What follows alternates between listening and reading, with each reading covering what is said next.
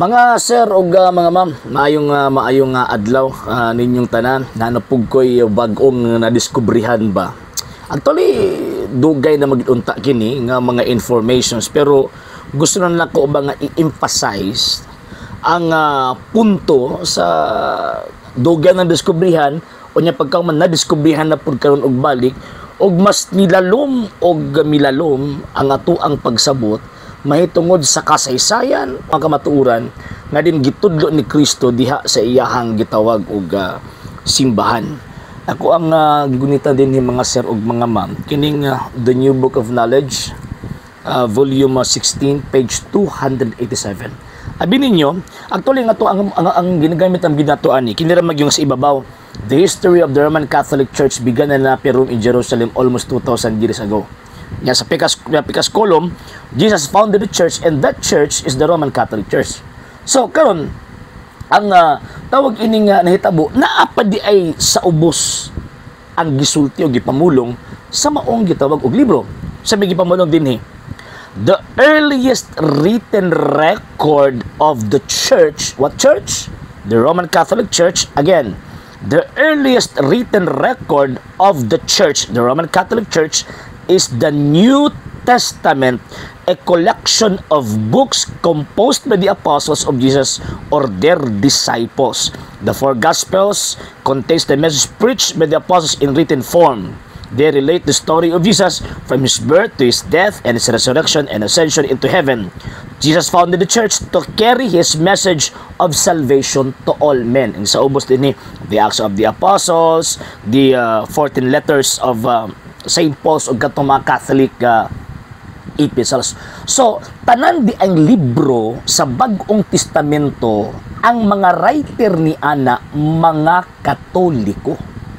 So, kanang New Testament nga ato ang ginabasa o paborito nga tawag ini ginabasa sa itong mga amigo nga mga sulpot, Katoliko di writer. Kung Katoliko ang writer, so therefore, ang tag-iya ang simbahang Katoliko. Mabitaw ang kining mga manuscripts o kadtong mga codexes sa New Testament nakitaan sa tawag ining mga basilika o mga simbahan sa mga Katoliko. For example, Alexandria dito sa Sinai, and the kining pinaka-old nga kining document codexes or codex na nakitaan dito sa gitawag og sa Vatican. So kana pagpadayag nga ang New Testament owned by the Roman Catholic Church, wala na ilain o bagulbol na buding atong mga amigo nga sulpot. Ay lagi mo sige bagulbol kay ang kamatuoran sulpot lang yung tinuod mo. Di na nato kinahanglan pa na nga tawag ining lalison pa. Kung baga ano man kay ang kamatuoran magpabilin, ang tinuod magpabilin na kanang inyong pundok. Wanay kalabutan sa mga nakasulat sa balaang kasulatan.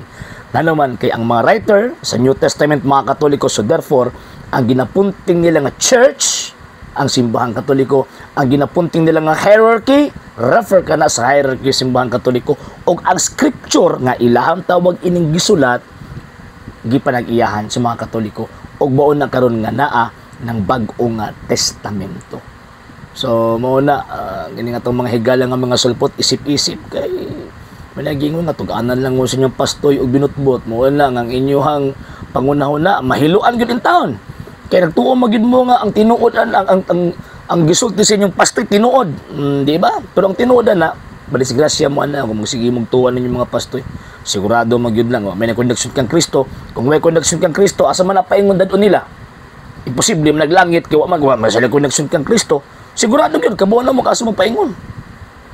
Sa hindi pa po nakapag-follow sa mga pages po natin, i-follow nyo po yung mga pages po natin. RJ Horolanciano II, TV Apolia Punto Argumento page, Kuya Apologies TV page, and RJ's Vlog 2022. And pwede rin po kayo mag-send po dyan ng Facebook stars. And also, sa ating po mga channels, sa hindi po nakapag-subscribe, i-subscribe po ninyo yung mga channels natin. Dalay Catholic, Apologies International Official, RJ San Jose Second TV, Kuya Apologies TV, and Barrio Kawayan Religious Forum. And pwede rin po kayo mag-send po dyan ng super sticker, super chats, and super thanks. And maraming salamat po sa mga kapatid at mga Katoliko na ulis pong tumutulong sa programa po natin. Maraming salamat po. Nang dahil po sa tulong at suporta po ninyo, ang programa po ito until now andito pa rin po sa social media.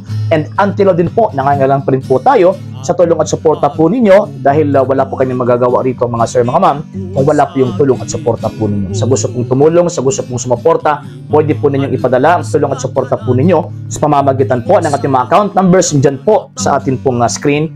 And pwede niyo po kaming i-message sa ating pong page kung via remittance po yung papadala po ninyo. Maraming salamat po in advance.